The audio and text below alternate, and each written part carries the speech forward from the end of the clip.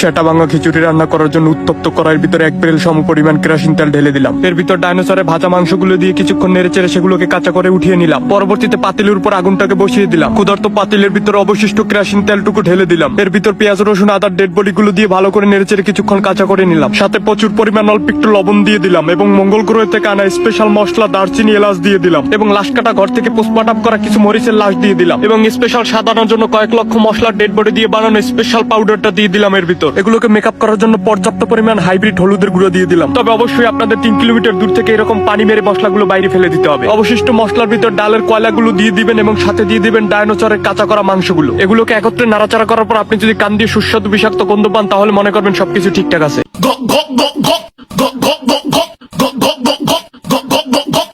অতবার আপনাদের জিভ দিয়ে পড়া জলগুলো দিয়ে ধোয়া চালগুলো এর ভিতর দিয়ে দিবেন। সর্বশেষে 1 গ্রাম কল থেকে আনা পুষ্কুনির পানি এর ভিতর দিয়ে দিবেন। কিছুক্ষণ পর এগুলো ফেলে দেওয়ার ইচ্ছা থাকলে লবণটা দেখে নেবেন। যদি লবণ ঠিকঠাক।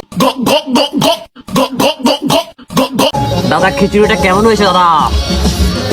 দাদা খিচুড়িটা তো পুরো সেটা ভাঙা হয়েছে, সেই স্বাদ।